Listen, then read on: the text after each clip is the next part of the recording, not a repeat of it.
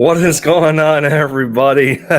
Good to be back in the saddle, especially after a victory Monday for the Philadelphia Eagles, that they remain undefeated at 5-0, heading into well, one of the most anticipated, one of the most serious of times on our schedule, especially for Eagles fans. As we know, Dallas week is approaching, and I'm glad to be back on here, and for a first time in a while. It's been a minute since I have done a call-in show. I personally do not remember the last time I have done one, but what's up, everybody? Lindy Endzone is in for the touchdown, taking the lead for the Philadelphia Eagles. One video podcast or stream at a time, as I am seen in all three different formats, of course, with the Linc'd In Podcast, which I will be back on tomorrow. Missed it.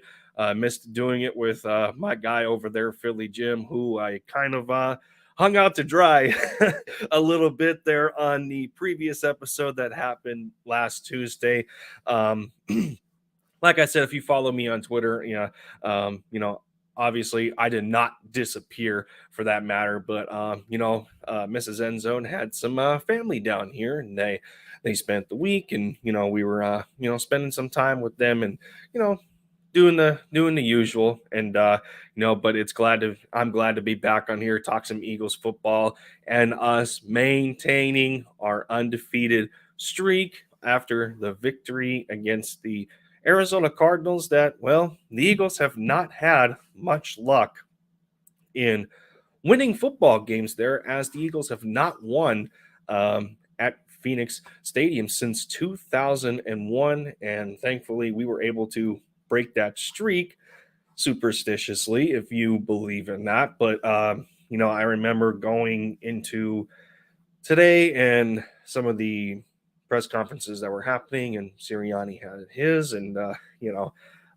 was one that was one of the questions that was brought up, and he said, that's something that it's kind of media driven. It's not something that they specifically worry about, much like going into this Dallas Cowboys game. It's not on their radar really, that they feel that they have to worry about the fact that the Cowboys have had their number recently, and Sirianni being a head coach here for only 2 years, that's something that he's not really worried about, because they take it on a week-to-week basis. And as Jalen Hurts preaches, as the head coach preaches, and a lot of the other players preach, that week-to-week basis, they want to be 1-0 going into the next game, and it's a great mindset to be in, and it just shows the amount of buy-in that they have to Nick Sirianni as a head coach, and all the questioning that we have had,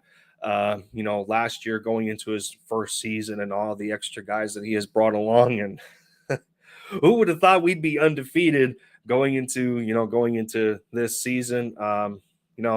Again, we did have high expectations for this football team. Don't get any of us wrong.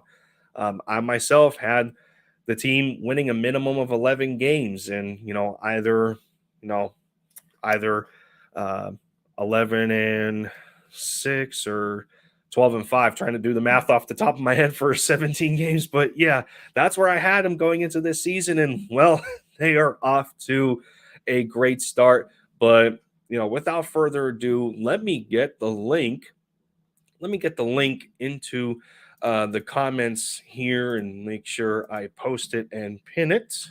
So, there we go. Let me pin that, because again, this is, as you can read, Victory Monday call-in show. We have to hear the voice from the rest of the Bird brothers and sisters out there.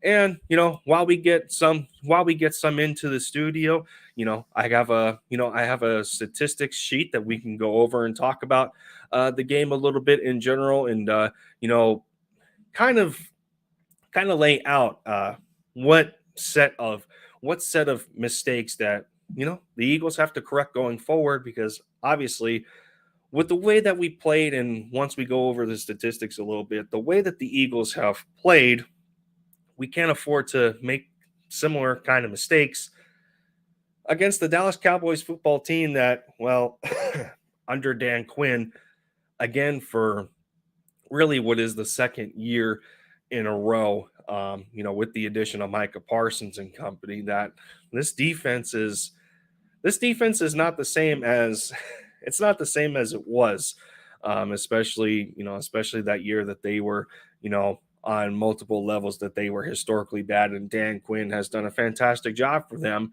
in turning the Cowboys around defensively. So we'll see what happens for that, but first and foremost, we have to talk about this Arizona Cardinals game first. Of course, as we wait for some of the fans to get in the studio here, we'll bring up the overlay for just a quick second. As we know, final score of 20-17 off of the off of the missed field goal by the Cardinals, and it's so funny because after the kicker got iced and Sirianni calls that timeout, it was funny. In the middle of that, they were showing him practice pregame, and I think it was four attempts from a different distance or that matter, and he goes in and he hits it, he kicks it wide right every single time, and lo and behold, in the most important time, the crucial point of the game, when the Arizona Cardinals are just looking for their first win at home this year. Up to this point, they didn't win a single home game.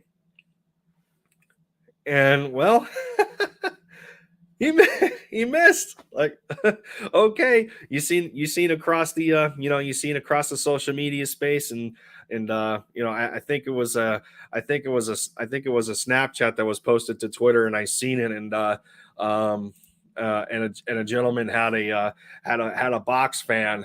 He had a box fan next to the TV, just trying to blow the football away from between the goalposts and blowing it away. And, well, it turns out that he had a little bit of magic there, and it helped. The Cardinals kicker Amendola, he ended up missing it. But of course, let's go into some of the statistics here again now.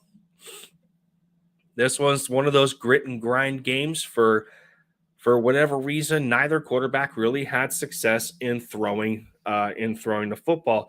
Hurts, although he did have a completion percentage of 72%, and comparing that, in contrast to last year, comparison and contrast, that was one thing that we were hoping for him to maintain as we're watching him this season, is the consistency in throwing the football and being more accurate, not only with his passes, but his decision making in taking the right reads for the play that is called. 26 of 36, 239 yards, no passing touchdowns, but he did sneak it in for 2 rushing touchdowns. And if you follow my Twitter, it was a tweet by Dan Cilio, and, like, oh my goodness. But go check out my Twitter on that one. I just thought that tweet was absolutely ignorant, and you need to watch the football games first before you post something like that. But anyway, passer rating wise, that's about on the on the average, on the good side of average. You're sitting at a 90. I think he was 89.5, so I rounded it up to 90. QBR, however you want to take it, in total on a scale of 0 to 100, he was average, just a little above average at a 53, in contrast to Kyler Murray's 68. Although Kyler did have a lesser pass rating than Hurts, you can take of that what you will.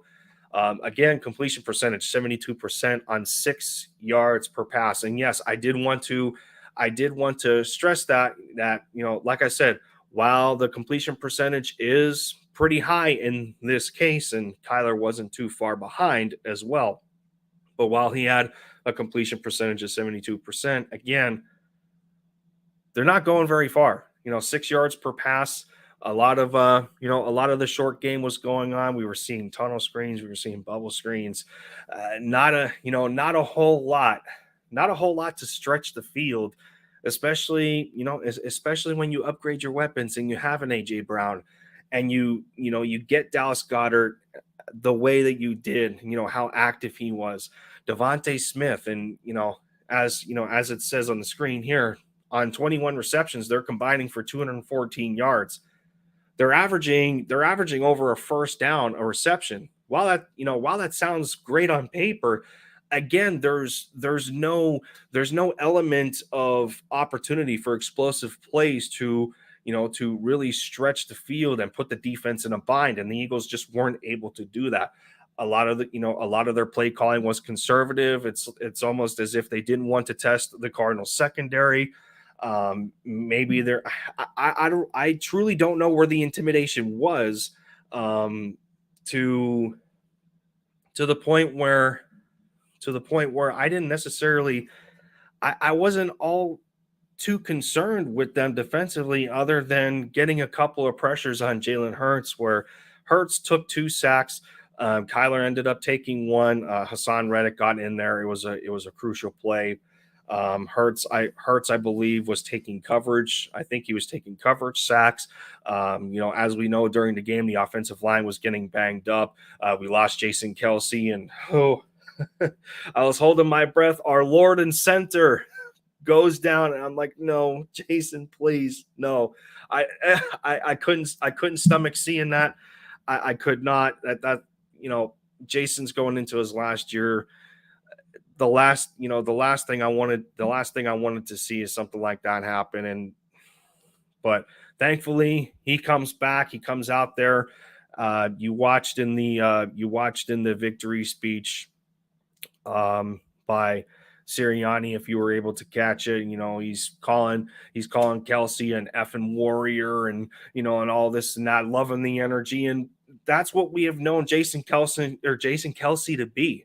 He is that kind of guy, that he's just not, he's not going to give up and sit on the sideline. And sometimes he does risk injury in that regard. And he wanted to be out there. He wanted to be out there on the battlefield with his men and helping his quarterback out. And that's not to say that offensively they missed a beat or not, when Cam Jurgens came in, because they really didn't. But they had a hard time, during the point of Kelsey being in there, in contrast to Jurgens, that offensively, no matter who it was, they really still weren't able to move the football at a good clip.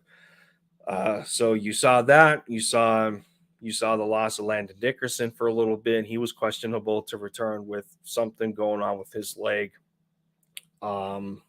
Jordan Mailata was ineligible to play because they think he's still nursing the shoulder, which we'll see if he's ready to come back for Dallas week. But, excuse me, you've seen Jack Driscoll come in, and, well, he had his moments.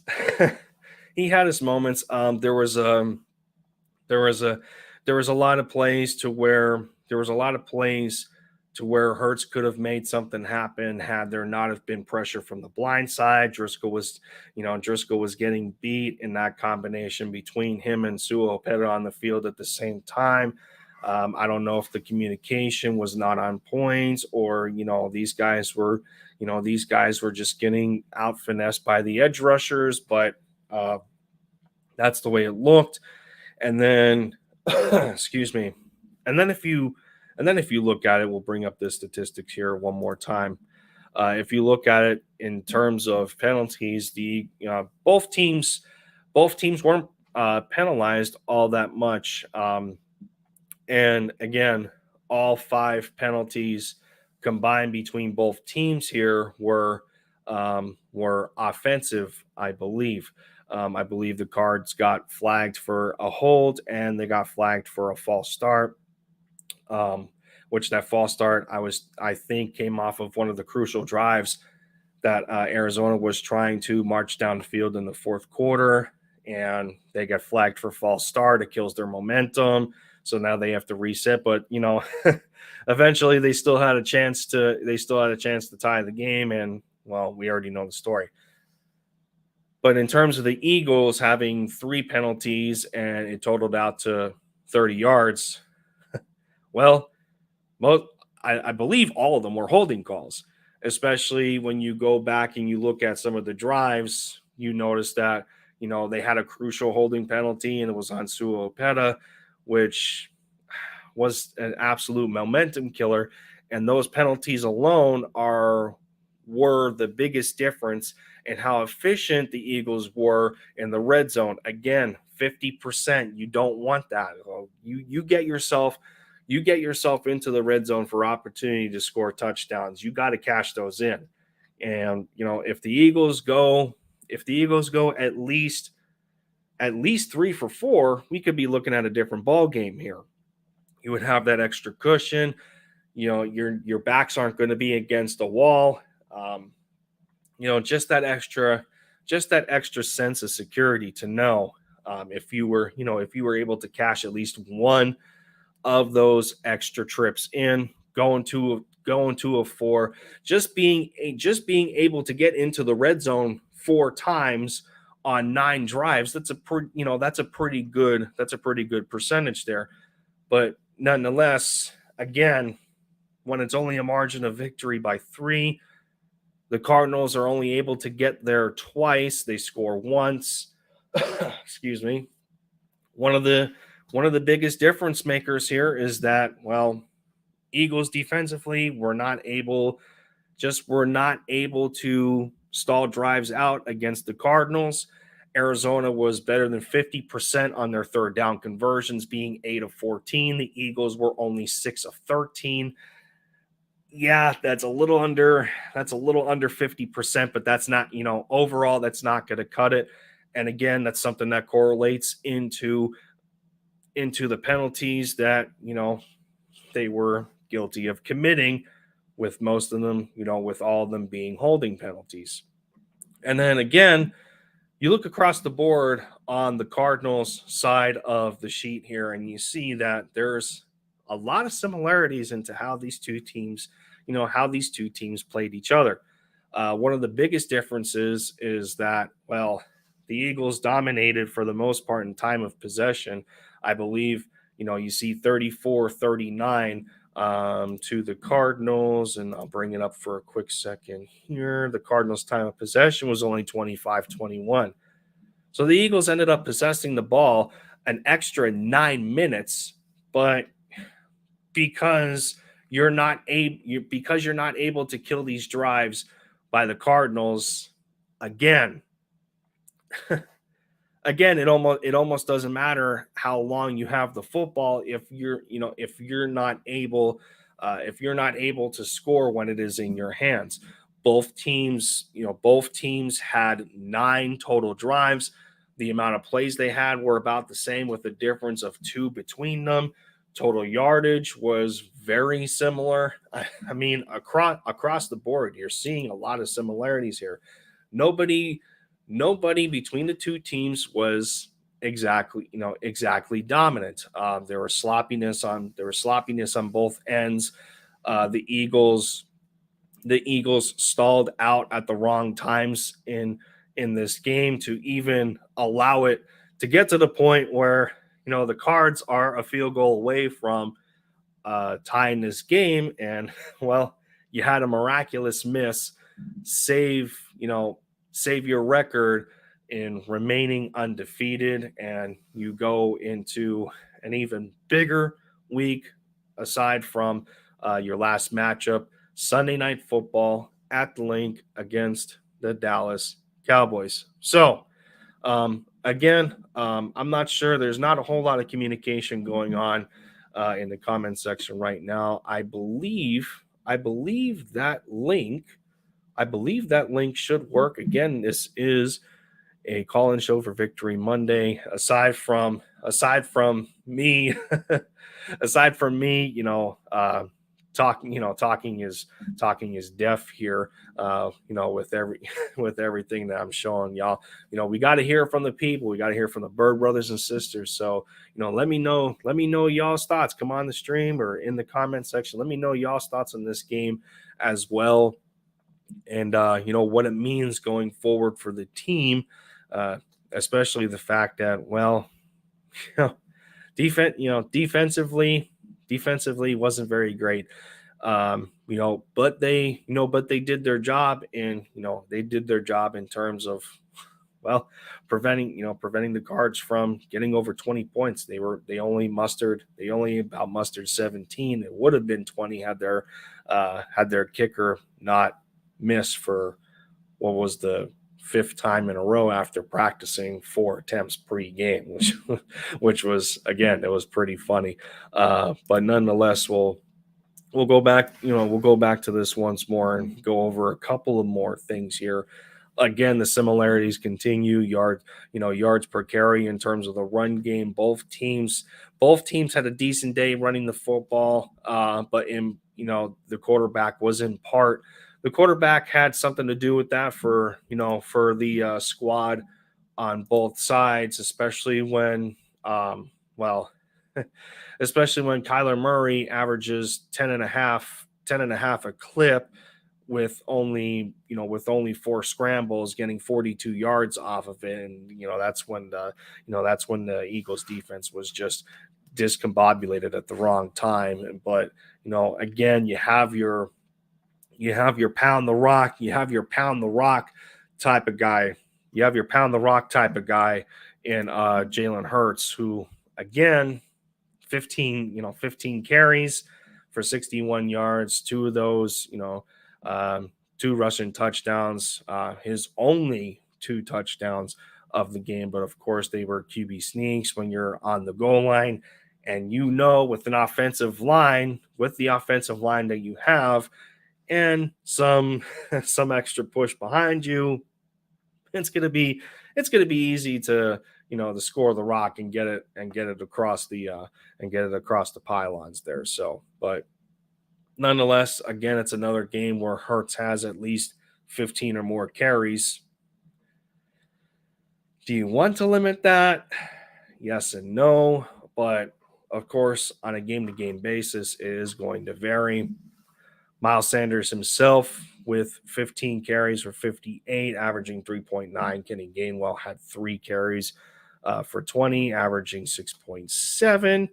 So as a whole, when you look at the pass to run ratio of 36 passes to 33 rushes, again, the Eagles are still maintaining an evenness across the board and balancing out the game in terms of their pass to run. Nonetheless, between both teams, 4 to 5 yards per carry. It's still about the same there. Yards per pass were the same. So I mean, what much more do you have to say in terms of that? But I did think it was interesting going over the statistics and seeing that while we did have a good day in passing the ball a little bit, although a lot of fans will argue that AJ Brown should have gotten more targets, which respectfully so. But at the same time, you still kind of like that. You still like the dominance. You still like the dominance that Dallas Goedert continues. Dallas Goedert continues to put on display with the weapon that he is, with catching 8 of 9 targets for 95 yards, 12 yards a clip. Now, yeah, are you gonna you can argue that and say, well, okay, well, almost half of those were tight end screens. Well, I can tell you at the same time, if it ain't broke, don't fix it. And well, the Cards really didn't have an answer in bringing him down. When those plays were called. So with that, I mean, you take it for what it is. Devontae Smith averaging 8.7 himself, catching 10 of 11 targets. Nice and consistent. yes, AJ Brown did have 7 targets. He had on a couple of those, he had a case of the drops. Devontae Smith, his lone drop prevented him from having a good, from a perfect catch percentage, and a lot of people will argue that that drop could have resulted in a touchdown had he turned upfield. But it is what it is nonetheless. And, we have the result that we have. Quez wasn't all that active. Three out of four for 19. But we got the necessary use out of Quez when we needed it, and in the screen game again, of course. And it it almost reminds me of when Quez as a rookie broke on that screen for the touch, broke on that screen for the touchdown in the very first matchup that Jalen Hurts had versus the Arizona Cards, and him and Kyler were in a shootout in Arizona, and it was almost as if they were trying to capture that same play again, and it just wasn't in the cards. No pun intended. So, I mean, all in all, yeah, that's pretty much how the result of the game concluded there. So yeah, I mean, no, I didn't even take no. What is wrong with me? Just leaving the comments sit here. Franchise BPS. What up, Slay? Yes, sir. Let's go 5-0. Angel 3 as well. Yep, for the Birds, undefeated. Yep. Nightings, good to see you, buddy. Thank you. Have a great stream. So far so good, I guess. Hoping to have a little bit more interaction with it being a call-in, but it's take it or leave it. It is what it is. Phillies and Braves, yeah.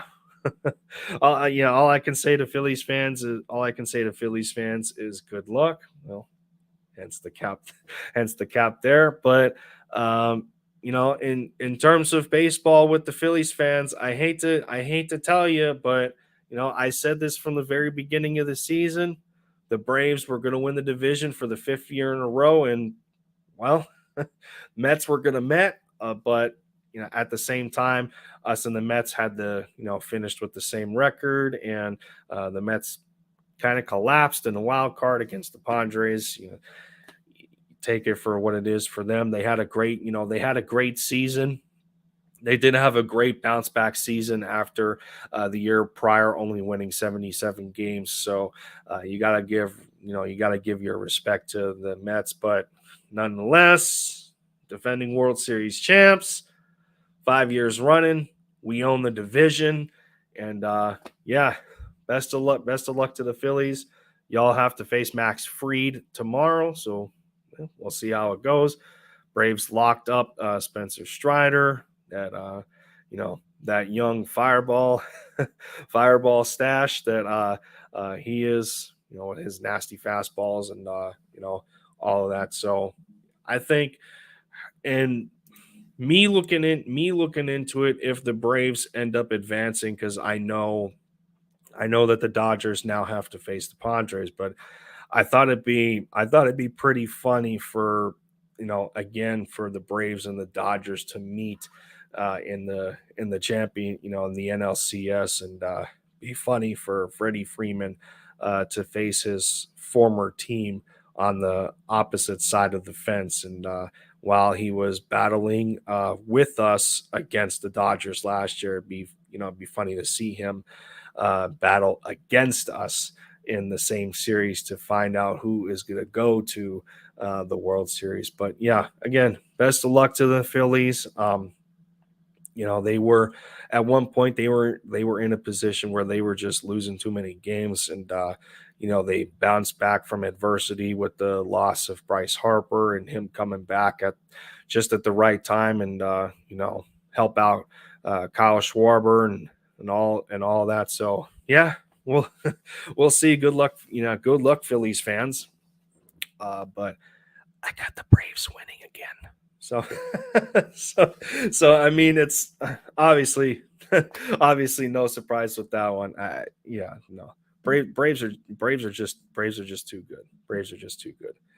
But I mean, yeah. So we get into Dallas. We get into Dallas week here, and again, it's still quite early. It's still quite early for just in terms of the teams preparing for each other, going over the necessary assessments, and it's interesting, and we're going to talk about this we're going to talk about this on the Linc'd In podcast tomorrow, and of course, be sure not to miss that, as we are going to have a guest from Sideline Sports Network joining us, who is also another massive Eagles fan, and then I'm excited. I'm excited in anticipation for the conversation that me, Philly Jim, and our guest is going to have. So be sure not to miss that, as we're going to go a little further into depth on Dallas week approaching for Sunday Night Football. So be sure not to miss that one. But yeah, I mean, unfortunately for me, much like the recent videos that I have dropped, just going over our recent victories and everything, they all have ended around the same time, and unfortunately, in the case of me trying to conduct a call-in show here, it doesn't it doesn't seem that I'm having all that much luck right now, to tell you the truth. And you know, yeah, yeah.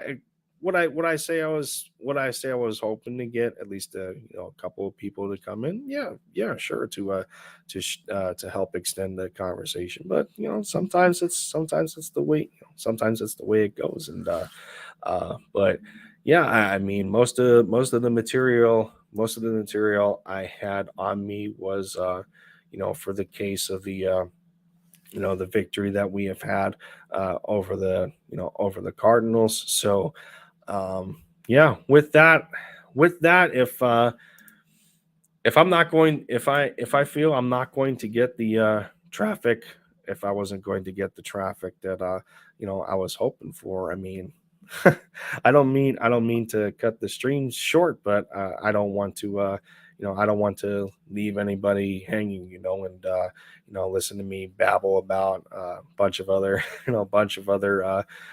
crap that's kind of irrelevant. So with that said, I would probably have to say appreciate y'all coming into the stream, and even watching, going over some of the statistics of the game with me, talk about stuff that we are hoping that we fix going into Dallas week. And yeah, I mean, we can go into detail on some of those, I'm sure, but at the same time, I think a lot of it was very apparent as we were watching that Cards game, what we need to look for. The offensive line has to get healthy at the right time. You got to open up the playbook a little bit. In all honesty, the Cardinals just didn't do anything to my eye, to really affect what the Eagles were able to do offensively. I think a lot of it was more in part in losing some of your core offensive linemen that have to this point made you the number one offensive line, arguably next to the Kansas City Chiefs, who are playing tonight against the Vegas Raiders. So we'll see what the result of that game is. Vic in the building. Good to see you, buddy. How you doing? Victory Monday. You know the deal. Link is pinned in the comment section for the call-in show. Maybe I will get an additional individual on the panel. Well, yeah, like I said, we'll see. I'm kind of to this point 35 minutes in, and no activity. you kind of sometimes you kind of run on fumes. Sometimes that's the way it goes. But yeah, again, I don't think the defense is not going to play like this every game. They did have their shining moments. They started off on fire at the beginning of this game. Chauncey Gardner Johnson cuts the route off, and you know, Kyler just makes a massive mistake. I mean, yeah, you're going for the throat, you're going for the big play, and you just can't leave the football out there in the air, and allow the safeties to collapse and intercept the football. And that's what and Kyler just gave CGJ the opportunity for an easy for an easy interception. AK Eagles, that is a unfamiliar face I haven't seen in quite a while. What's up, buddy? Good to see you in here. Yeah, we got ourselves a Victory Monday call-in going on, and um, you know, I've said a few times now, I'm almost running on fumes with it, but nonetheless, and I think it was also interesting just some of the boneheaded mistakes the Cards made, more so along the seams of what Kyler Murray didn't do, or what he was supposed to do. And we can especially go to the end of the game, where the Cardinals are still, you know, they got good momentum right in front of them, uh, to go for a touchdown. And Kyler off of a scramble makes a critical mistake, and and spikes the football in additional time when he really didn't need to. Like, he as if as if he iced his own kicker in that situation. That was something he shouldn't have done. The false start, I think that false start was on the same drive. It's just things that you can't, it's just things that you can't, allow to happen, as a coaching staff, because that comes down to discipline, in those critical moment games. And you're the Arizona Cardinals, you're at home, you haven't been able to get a win at home yet. And sometimes those are the difference between a win and a loss. And that's the way it goes sometimes. So, um if I can think of something else here, I mean, yeah, again, this was not a game that we were necessarily anticipating um, going into this. In terms, especially in terms of the Eagles, we didn't. This was a first half that we weren't used to. Again, the second quarter has been a money quarter, for the Eagles through 5 weeks, and across their recent games. This is where we have known them to score the majority of their points, because they just explode, and they explode out of nowhere. Everything for them seems to click, and then that's when they really take advantage, of a defense doesn't that just isn't given enough time to adjust. And I think we've seen it in the Vikings game, we've seen it in the Lions game. Pretty much every game up to this point, the Eagles were dominating in the first half, and then the second half, they get too conservative and go scoreless. So yeah, while the Eagles in this game were able to score in all four quarters, it's not to the values that we're hoping for here, where they're only scoring seven apiece in the first half, and then two more field goals between the third and the fourth quarter. That's just not going to cut it. But I will say, in terms of that, one of the more notable things about this game, with the loss of um, Jake Elliott, Cameron Dicker comes in there, you know, undrafted out of Texas, I believe, and he goes perfect. He goes perfect between the extra points and the field goals. I mean, he set us up, he set us up for a game-winning field goal. Coming in, has some decent shoes to fill with Big Four and Jake Elliott, and it's, it seems like a cool breeze to him. Not a problem. And really saves the day for the Birds, especially when the defense was, going through a unfortunate collapse at the wrong time, and really allowing the Cardinals to march down the field when they really shouldn't have. 3rd and 17. Excuse me. Oh my goodness. That I mean that was giving me flashbacks of Jim Schwartz defenses, and like, oh my goodness, you're sitting there 3rd and 17. You should have had that. even on other 3rd and long situations, 3rd and 11s, 3rd and 10s.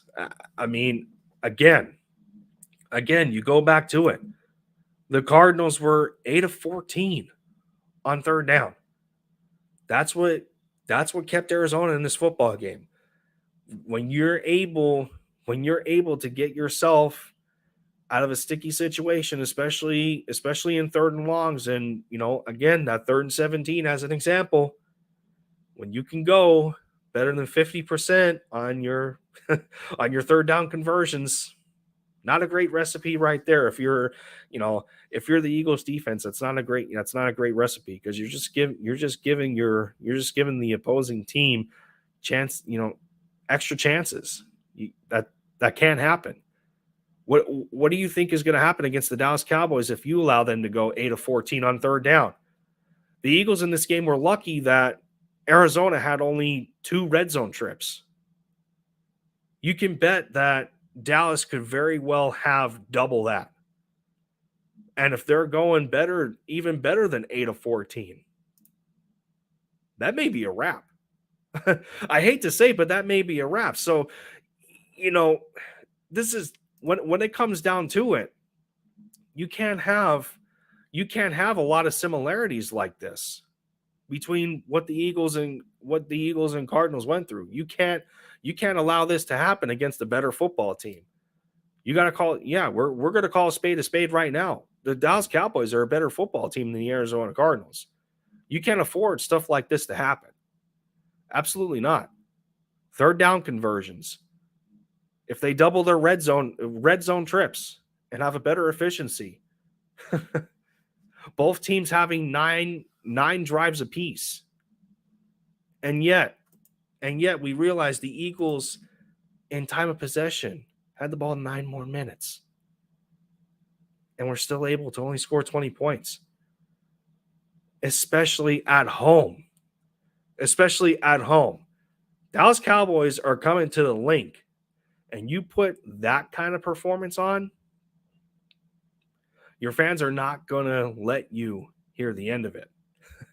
We're not going to hear the end of it from Cowboys fans. I can certainly tell you that.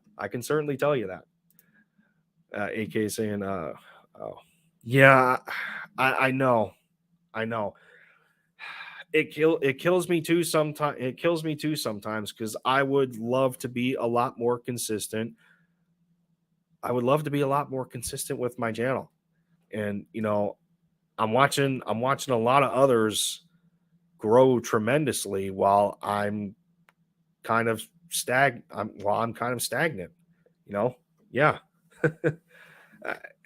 I'd be lying if I said it doesn't bother me sometimes, but it is what it is. I'm gonna have to do a better job of that.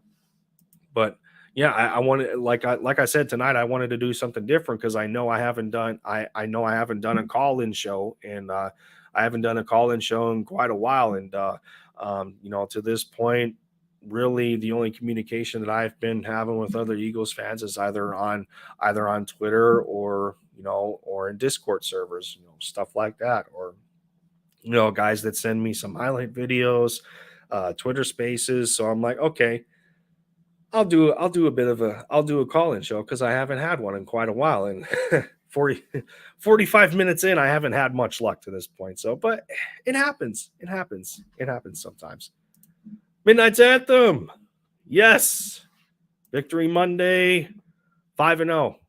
There should be 5 eagle emojis there. There should be 5. No, I'm kidding. We get the deal. Birds are 5-0, but as we seen in the press conference and the Philly media asking Jalen Hurts about the same thing, and he said honestly he hates hearing 5-0 because like I said in the beginning of the stream here that the team takes it as a week to week basis, and they want to be 1-0.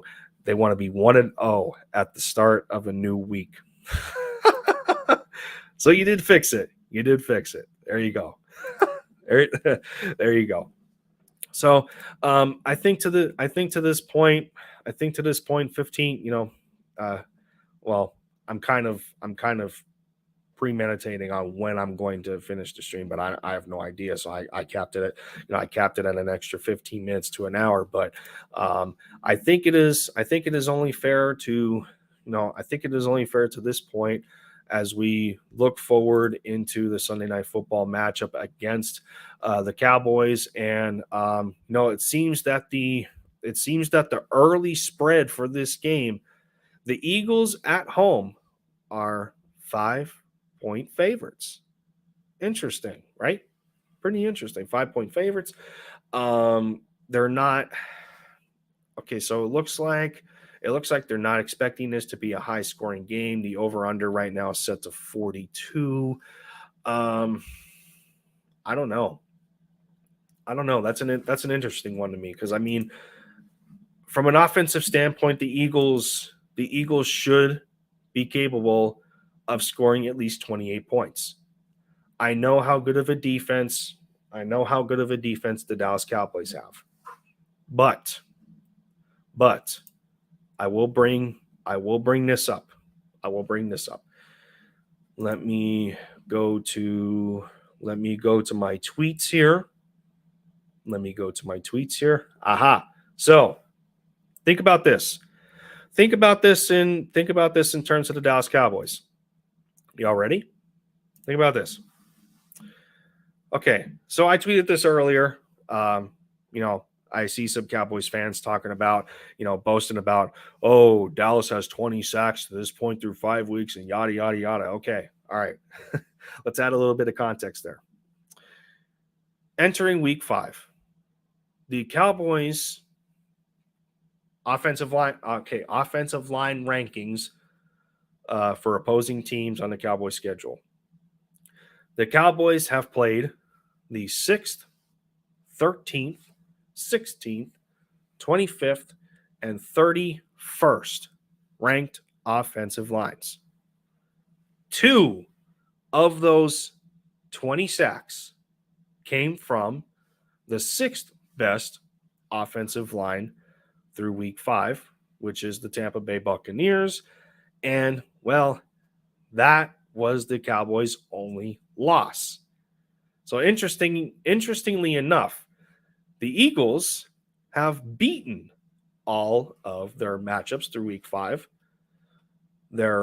One of their matchups was a top five offensive line, the Detroit Lions. Interesting, right? Through 5 weeks, the Detroit Lions are considered the 4th best offensive line. And the rest as follows go 4th, 14th, 15th, 16th, and 21st.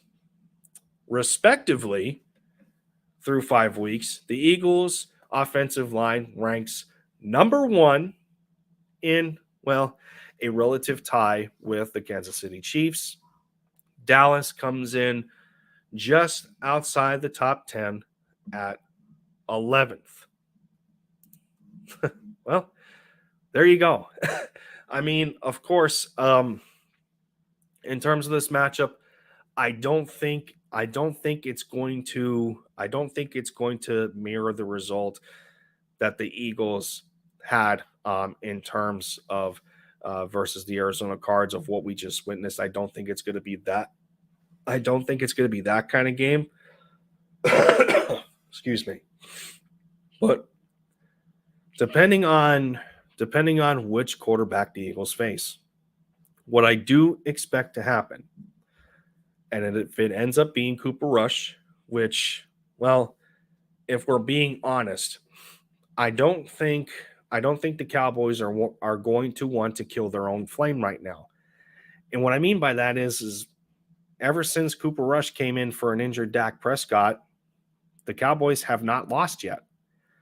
Now, again, when I read the statistics in that, in terms of the offensive lines that the Cowboys have faced to this point, which, portrays how dominant or not the Cowboys defense has been, well, nobody to this point defensively has been able to make Cooper Rush look pedestrian.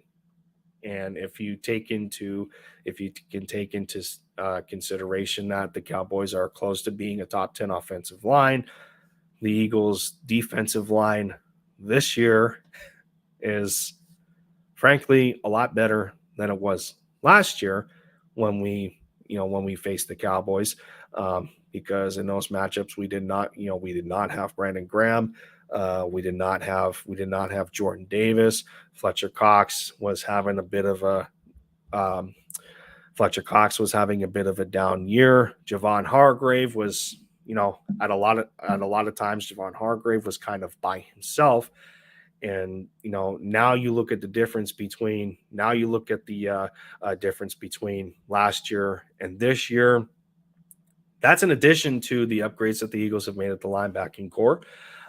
So across the board, this is not going to be a similar matchup to the Cowboys, the Cowboys versus the Eagles, how it ended up being last year. And unfortunately, us getting swept.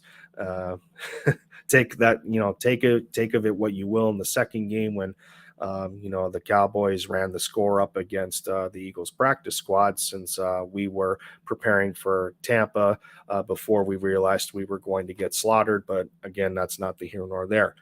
This is not going to be the same collection of games that the Eagles and Cowboys are going to have like they did last year. And again, the premise still remains. ECG, what is up, Dante? Good to see you, bud. Hope you had a good show so far. Well, in terms of me talking Eagles football, yeah, I feel I have, but in regards to having a call in, not so much. But that's what happens sometimes, like it is what it is. I haven't done one in a while. I just got back on my channel to do a stream, and those are the kind of things that happen. But the Linc'd In podcast will be premiering tomorrow at 9:30 p.m. You can check that over on Philly Jim's channel. Again, we will be having a guest on there, a part of the Sideline Sports Network, who is another massive Eagles fan, and we got a lot to go over. And of course, yeah, I wanted to dive into the Eagles and Cardinals matchup on this Victory Monday, and then look a little bit ahead to Sunday Night Football with the Eagles and Cowboys. And again, we get to some of the injuries that the Cowboys are dealing with right now. Dalton Schultz to this point is questionable. He may get upgraded. Depends on the severity of his injury. We already know that Jason Peters is going to be out for that game. Doesn't look like Dak Prescott is returning as of yet. We don't know what kind of decision the Cowboys are going to make, but we will see. But yes, like I said, I feel that this is not the time for the Cowboys to kill their own flame. Ride on ride on what you got going good, with Cooper Rush winning you these football games. So yeah, I mean, we'll see what happens. This is I truly believe that this is going to be about the Eagles defense needing to make Cooper Rush look pedestrian. Yes, defensively, Dallas has been great. I get all that. I get Micah Parsons. I get Trevon Diggs. They still carry the mentality that they have last year with that aggressiveness and taking away the football. That's still there. However, the Cowboys are only averaging just under 19 points a game. So if the if the Eagles, like I said, I believe the Eagles are capable of scoring 28. So if the Eagles can match their average points per game while going against the grain of the Cowboys defensively, in which the Cowboys on that front are better in terms of points allowed. Eagles are at 17 and a half. Cowboys are 14.4. Total yards. Total yards, yes. Again, Cowboys are a lot more defensive minded than they are offensive minded. Total yards, they don't do much. 310 to the Eagles, 432. Passing, 272 for the Eagles. Dallas, 195. Both teams can run over 100 yards a game with the combination of Zeke Elliott and Tony Pollard versus Jalen Hurts, Miles Sanders, Kenny Gainwell. Who knows if Boston Scott returns? If they start to want to see how this Trace Sermon experiment is going to work out or not, I don't know. That one's still a question to me. I mean, what are they doing with Trace Sermon? And then you have people asking the same about, okay, well, where's Devin Allen? Because Britton Covey's not really all that cutting it, which to Covey's defense, again, this is an undrafted free agent we're talking about out of Utah. And we just watched the collapse and demise of Jalen Reagor and what has happened to him, and I just don't know how fair it is to criticize Britton Covey in the same vein as Jalen Reagor when you talk about how they were valued going into their draft classes respectively. Britton Covey was undrafted. Jalen Reagor, unfortunately, was a first-round pick, and a lot of his pay dirt was made on special teams plays like that, being explosive from TCU. Yes, he did have a quarterback carousel there, but again, I just feel that we're a little too harsh on Britton Covey right now. It's going into 6 weeks in. You would like his average yards per return to go up. You would like to see it around 9 to 11. I think right now he's at 7.5.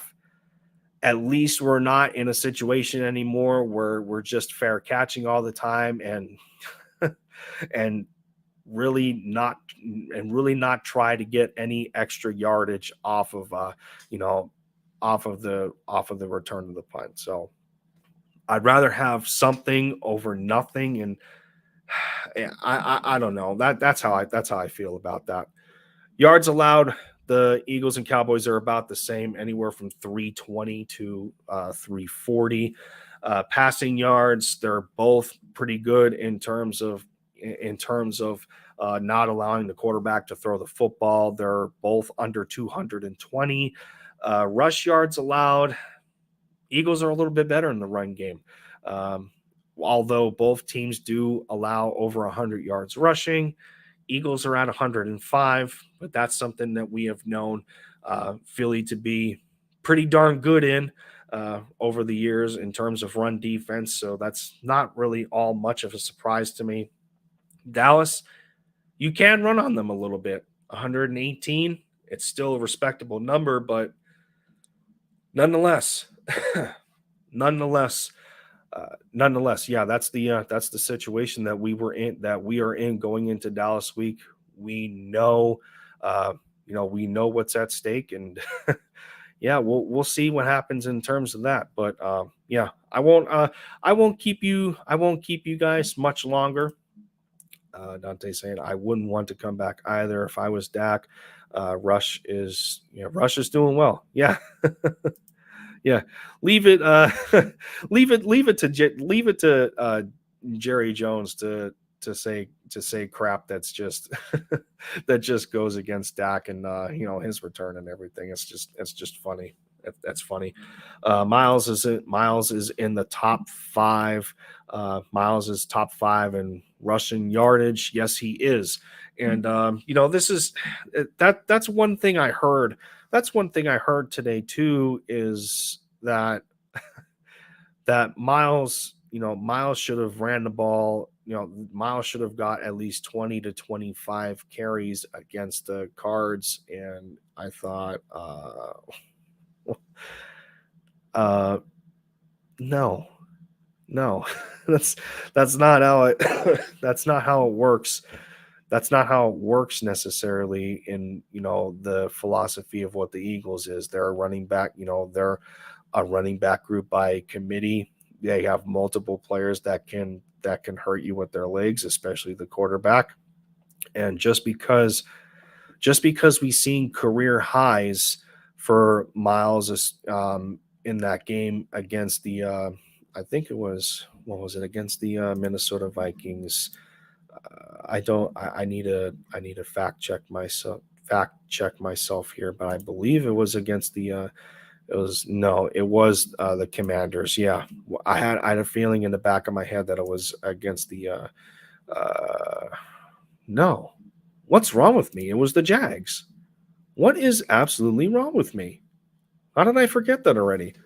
So yeah, I mean, against the Jags at home at the Link, where you're playing in a downpour. At times it felt like a downpour on the field. Yeah, Miles that game had 27 carries for over 130 yards. That's not always going to happen. And as we know, it's kind of hard to throw, not just in the wind, but it's also hard to throw in the rain. And if we date back to the 2019 season, and you go back to when the Eagles had to play the Buffalo Bills, and the weather conditions weren't all that ideal for throwing the football, but when you have a gunslinger like Carson Wentz that's able to able to pierce the wind and not let it affect his throwing ability. Yeah, he was able to push the ball down the field a few times. He hit Alshon Jeffrey.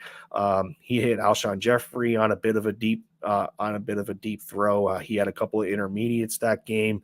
But that Buffalo Bills game is a good example of when you need to lean on the run game, especially when you have built an offensive line that is absolutely dominant and can carry you and can and can carry you down the field so long as you put it in the running back's belly.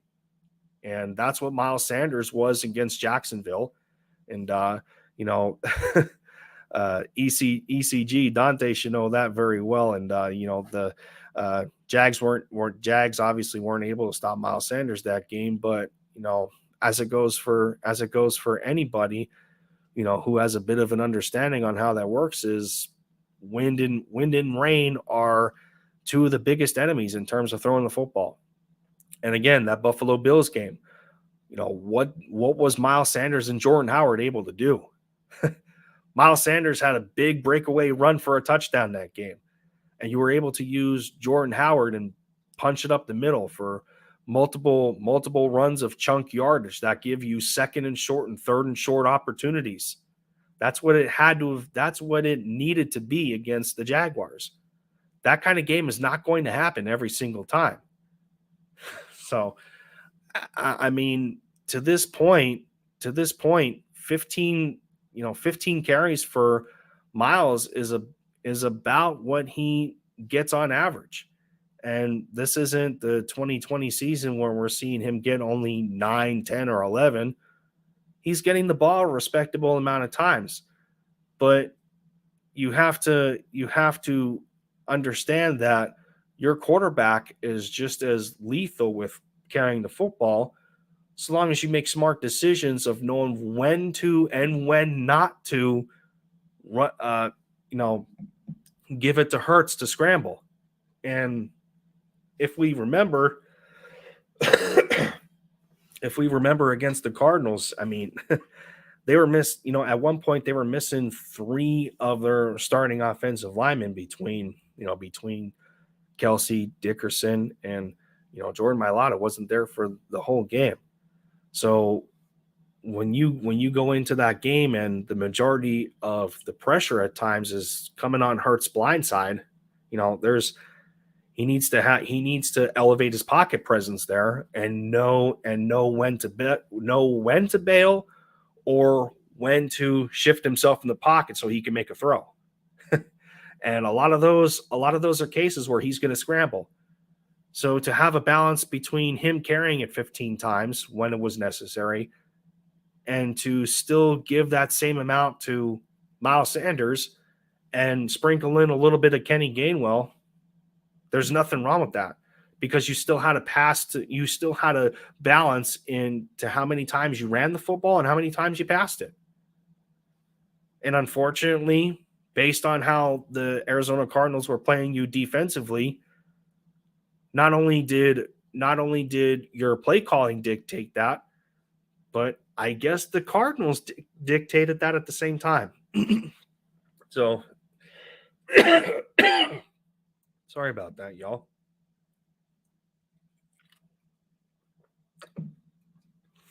So I thought that I would get that. I thought that I would get that. Little thought out of my way. Saying thought twice, 3 times now. But all right, y'all. I think I carried a little further than I was expecting to, let alone a limited interaction. But it was still cool to have a steady stream of viewers in here listening to me babble on about the Eagles' victory on this Victory Monday, going into Dallas week and assessing some of the statistical results that have happened against the Arizona Cardinals in the miracle-esque type of win that we had with their kicker who wasn't dependable at the wrong time to gift us a win in the desert. So with that, thank you to everybody who came out to the stream to hear me babble on, of course. Thank you to everyone that has stuck with me and has grown with me to this point. Again, I'm gonna do my absolute best to stay as consistent as I possibly can to give you the necessary content that you deserve, because we all want to grow together in this, and it looks like throughout the rest of the Eagles content creator community, I got some catching up to do. I certainly do. Yeah. So with that, again, big thank you to everybody that has come out to hang with me in this stream. Although no luck on the call in, but sometimes that's how the cookie crumbles, I guess. But yeah, with that, I will leave everybody go. Have a good rest of your night on this Victory Monday. You already know the deal. Lindy Endzone for the score and for the touchdown once more, taking the lead for the Eagles, one video stream or podcast at a time. Check out Linc'd In tomorrow night at 9:30 p.m. Myself with Philly Jim over there. And, with that, you already know the deal, everybody. Fly Eagles, fly, bleed green. Go Atlanta Braves. Take them Phillies out. Take care of yourselves, everyone. Have a good night, and I will see you next time.